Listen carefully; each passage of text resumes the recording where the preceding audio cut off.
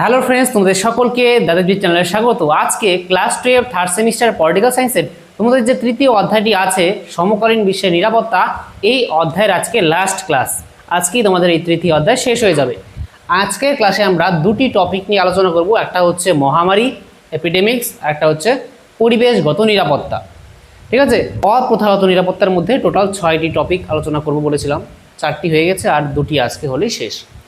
First দেখো, মহামারী এপিডেমিক্স কি, এই মহামারীর বৈশিষ্ট্য কি, এই মহামারীর প্রতিরোধ কিভাবে করা যাবে তা কিন্তু আলোচনা করব। ফার্স্ট দেখো যে মহামারীটা কি, আমি এখানে লিখিয়ে দিয়েছি, তোমরা শুধু এটা পড়ে কনসেপ্টটা ক্লিয়ার করে রাখো। দেখো, কোনো রোগ যদি আঞ্চলিকভাবে বিস্তার লাভ করে এবং তাতে বহু মানুষ আক্রান্ত ও মারা যায় তখন তাকে মহামারী বলা হবে। ঠিক আছে, যদি কোনো রোগ, কোনো ডিজিজ যেটা আঞ্চলিকভাবে বিস্তার লাভ করছে, একজন মানুষের হলো তার থেকে অন্য ব্যক্তিতে ছড়ালো, তার থেকে অন্য ব্যক্তিতে, এভাবে আঞ্চলিকভাবে বিস্তার লাভ করতে থাকলো।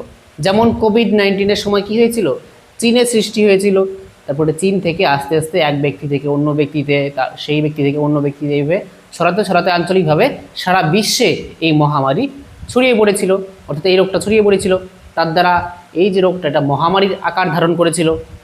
তাহলে বুঝতে পারলে মহামারী কি, যে কোনো রোগ যখন আঞ্চলিকভাবে বিস্তার লাভ করবে এবং তার দ্বারা মানুষ আক্রান্ত হবে সেই রোগে এবং মারাও যাবে, তাহলে তখন সেটাকে মহামারী বলা হবে। যেমন মহামারীর উদাহরণ কি, যেমন প্লেগ রোগ যেটা ইঁদুরের দ্বারা ছড়ায়, তারপরে স্প্যানিশ ফ্লু, সার্স আর কোভিড-19 যেটা 2019-এ তো দেখা দিয়েছিল। এবার তোমাদের 2026-এ এই কোশ্চেনটা এসেছিল যে কোভিড-19 কত সালে আর কি দেখা দিয়েছিল। তাহলে কোভিড-19 দেখাই যাচ্ছে যে 2019, সোজা কোশ্চেন এসেছিল। এবার দেখব যে এই মহামারীর বৈশিষ্ট্য কি, ফিচার্স অফ এপিডেমিক্স। ফার্স্ট হচ্ছে দ্রুত বিস্তার লাভ করে। মহামারী যে হয়, এই মহামারীর যে রোগটা সেটা কিন্তু খুব দ্রুত বিস্তার লাভ করে, একজন ব্যক্তির থেকে অন্য ব্যক্তিতে ছড়ায় তাড়াতাড়ি, এভাবে সারা বিশ্বে ছড়িয়ে যায় আর কি। নেক্সট হচ্ছে উচ্চ সংক্রমণের হার, মানে একজন ব্যক্তি থেকে খুব সহজেই অন্য ব্যক্তিতে কিন্তু সেই রোগটা ট্রান্সফার হয়ে যায়, কারো হাঁচিতে, কাশিতে।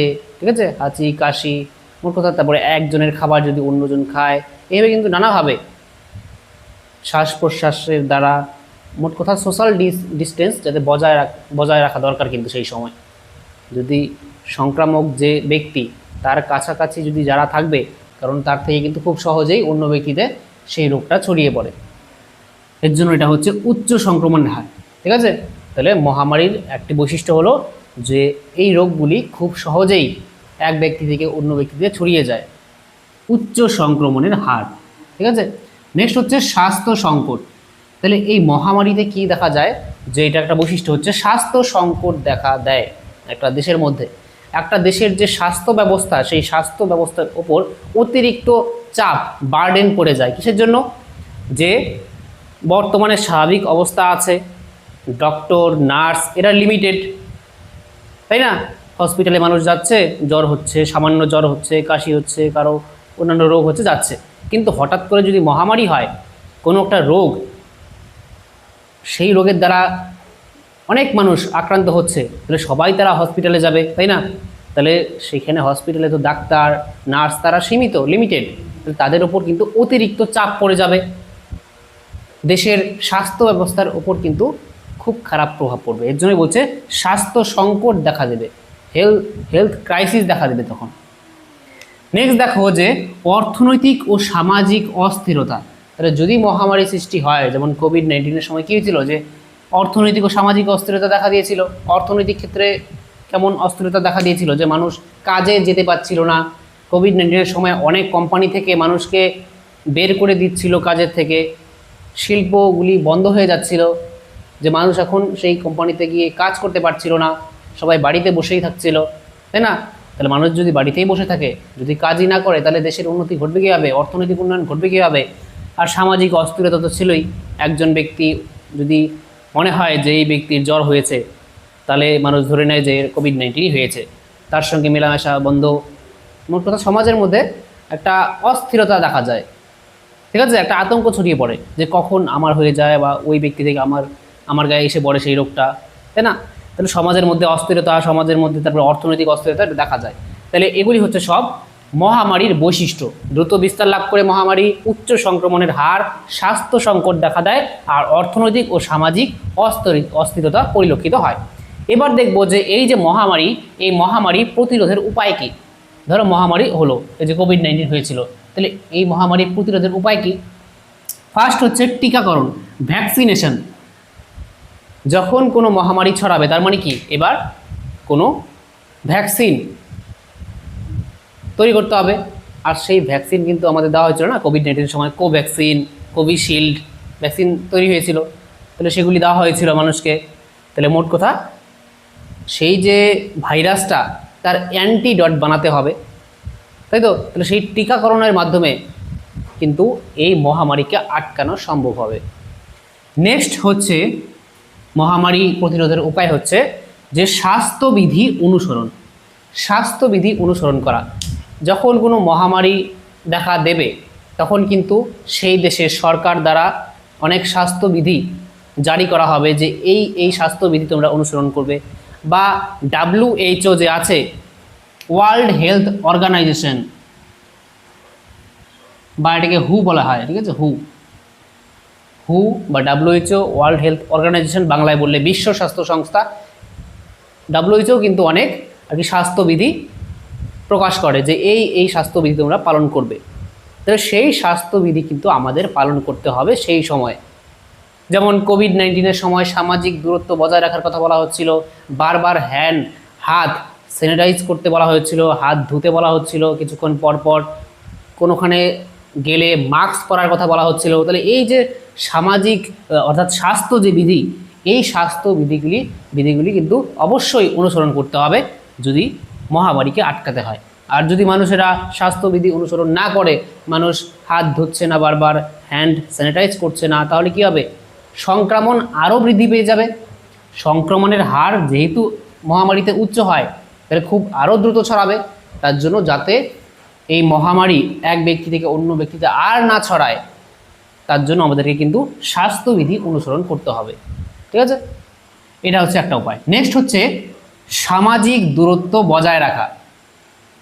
মহামারী সৃষ্টি হওয়া মানে কি? মহামারীর বৈশিষ্ট্যই হচ্ছে যে দ্রুত বিস্তার লাভ করে আর উচ্চ সংক্রমণের হার, এক ব্যক্তি থেকে অন্য ব্যক্তিতে খুব দ্রুত ছড়িয়ে যায়। তার জন্য আমাদের কী করতে হবে? যে সামাজিক দূরত্ব বজায় রাখতে হবে, সোশ্যাল ডিস্টেন্স মেনটেন করে আমাদের চলাফেরা করতে হবে, তাই না?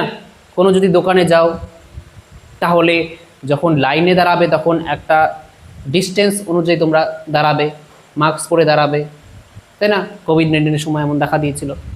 তাহলে এই যে সামাজিক দূরত্ব কিন্তু বজায় রাখতে হবে যদি কিনা মহামারীকে প্রতিরোধ করতে হয়। নেক্সট উপায় হচ্ছে জনসচেতনতা বৃদ্ধি।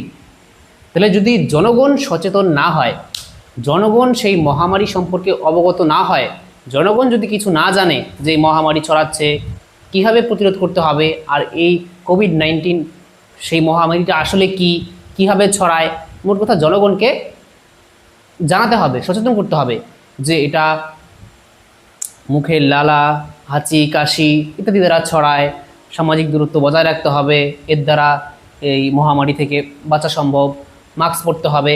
মোট কথা জনগণকে সচেতন করতে হবে, সেটা যেভাবেই হোক, সোশ্যাল মিডিয়াতে প্রচারের মাধ্যমে, সরকার মাইকিং করে, টেলিভিশনে নিউজের মাধ্যমে, মোট কথা জনগণকে সচেতন করতে হবে।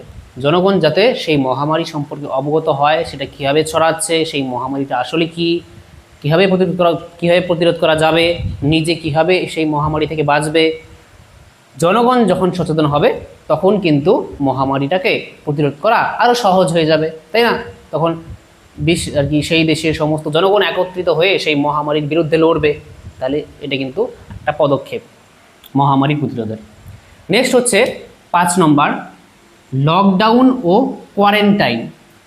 তাহলে তোমরা এই লকডাউন আর কোয়ারেন্টাইন সম্পর্কে সবাই অবগত, জানো। কোভিড-19 দেখা দিয়েছিল লকডাউন, আর কি বাজারঘাট বন্ধ ছিল, তাই না? কোয়ারেন্টাইন অর্থাৎ কোনো ব্যক্তি যদি সংক্রমিত হয় কোভিড-19 দ্বারা, ধরো কোনো ব্যক্তি সংক্রমিত, তাকে আলাদা করে, ঠিক আছে, আইসোলেশনে রাখা হতো, একটা অন্য ঘরে রাখা হতো, যাতে তার থেকে অন্য ব্যক্তিতে সেই রোগটা না ছড়ায়। নেক্সট হচ্ছে আন্তর্জাতিক সহযোগিতা, আন্তর্জাতিক সহযোগিতা, ইন্টারন্যাশনাল কোঅপারেশন কিন্তু প্রয়োজন। মহামারী কি একটা দেশের মধ্যে বা একটা অঞ্চলের মধ্যে, সেই অঞ্চলের মধ্যে কি থাকবে না, সেটা সারা বিশ্বে ছড়াবে। মহামারী মানে সেটা দ্রুত বিস্তার লাভ করবে এক দেশ থেকে অন্য দেশে, সেই দেশ থেকে অন্য দেশে, সারা বিশ্বকে, সারা বিশ্বের মানুষের উপর কিন্তু প্রভাব বিস্তার করবে। তার জন্য সারা বিশ্বের যে দেশগুলি আছে তারা সবাই মিলে যখন একত্রিত হয়ে তারা পদক্ষেপ নেবে, তখন কিন্তু এই মহামারীকে আটকানো সম্ভব হবে, অর্থাৎ মহামারীকে প্রতিরোধ করা যাবে।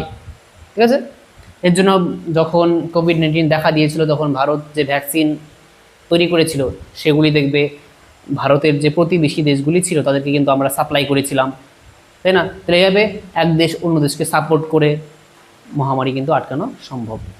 তাহলে এই হয়ে গেল মহামারী বা এপিডেমিক্স, তার সম্পর্কে। মহামারীটা কি বুঝতে পারলে, উদাহরণ কিছু মনে রাখবে, তারপরে বৈশিষ্ট্য কি আর উপায়টা কি এই মহামারী প্রতিরোধের।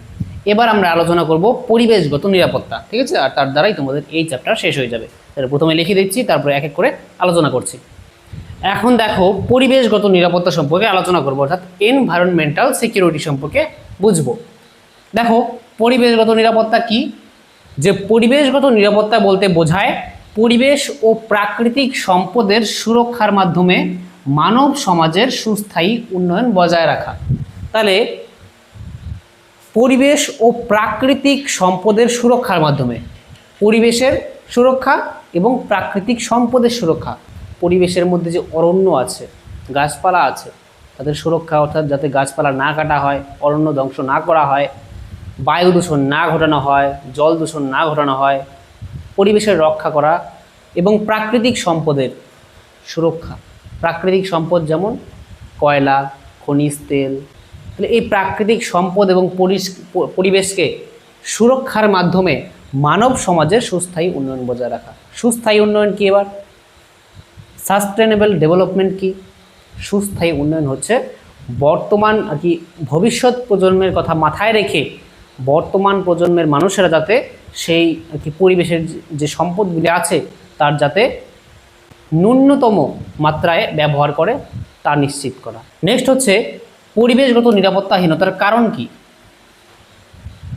ফার্স্ট হচ্ছে পরিবেশ দূষণ। পরিবেশগত যে নিরাপত্তাহীনতা তার ফার্স্ট কারণ হচ্ছে পরিবেশ দূষণ। পরিবেশ দূষণের মধ্যে কি জল দূষণ ঘটছে, বায়ু দূষণ ঘটছে, শব্দ দূষণ ঘটছে, তাহলে এই দূষণগুলি কিন্তু প্রধান কারণ। নেক্সট হচ্ছে অরণ্য ধ্বংস। এই গাছপালা কাটা হচ্ছে, যত দিন যাচ্ছে তত জনসংখ্যা বৃদ্ধি পাচ্ছে, আর জনসংখ্যা যত বৃদ্ধি পাবে বাসস্থান তত বাড়বে, আর বাসস্থান কোথায় হবে, সেই গাছপালা কেটেই সেখানে বাসস্থান স্থাপন করা হবে। তাহলে তারপরে কলকারখানা স্থাপন করা হয়, মোট কথা অরণ্য ধ্বংস হচ্ছে। তাহলে অরণ্য ধ্বংস, পরিবেশ দূষণ, এগুলি কিন্তু পরিবেশগত নিরাপত্তাহীনতার কারণ। নেক্সট হচ্ছে জলবায়ু পরিবর্তন, ক্লাইমেট চেঞ্জ হচ্ছে। তাহলে জলবায়ু পরিবর্তনের ফলেও কিন্তু পরিবেশগত যে নিরাপত্তাহীনতা তা দেখা যাচ্ছে। পরিবেশের মধ্যে যে জলবায়ু পরিবর্তন হচ্ছে, এই যে ক্লাইমেট চেঞ্জ হচ্ছে, তার দ্বারা কী হচ্ছে, যে যখন বৃষ্টি হওয়ার কথা তখন বৃষ্টি হচ্ছে না, বিশ্বের উষ্ণতা আস্তে আস্তে বৃদ্ধি পাচ্ছে, বিশ্ব উষ্ণায়ন যেটাকে বলা হয়। তাহলে এই যে জলবায়ু পরিবর্তনের যে প্রভাব, সেটা কিন্তু খুব খারাপ প্রভাব পড়বে। নেক্সট হচ্ছে প্রাকৃতিক সম্পদের অতিরিক্ত ব্যবহার। প্রাকৃতিক যে সম্পদগুলি আছে, খনিজ তেল বলো, কয়লা বলো, তার অতিরিক্ত, গাছপালা, তার অতিরিক্ত ব্যবহার আমরা করে ফেলছি। তাহলে সেটা যাতে না করা হয়, ঠিক আছে, অতিরিক্ত ব্যবহার করছি দেখেই এই পরিবেশগত নিরাপত্তাহীনতার মুখোমুখি হচ্ছি আমরা। নেক্সট হচ্ছে জনসংখ্যা বৃদ্ধি। জনসংখ্যা যত বৃদ্ধি পাবে বাসস্থান তত বৃদ্ধি পাবে, আর বাসস্থান যত বৃদ্ধি পাবে তার মানে কি, সেই গাছপালা কাটা হচ্ছে, মানুষজন তত বেশি প্রাকৃতিক সম্পদের ব্যবহার করবে। তাহলে এইগুলি কিন্তু সবগুলি যে আলোচনা করলাম। তারপরে 6 নম্বর শিল্পায়ন ও নগরায়ন, তাই না, এই সব কিছু কিন্তু পরিবেশগত নিরাপত্তাহীনতার কারণ। এবার দেখব যে পরিবেশগত নিরাপত্তা রক্ষার উপায় কী।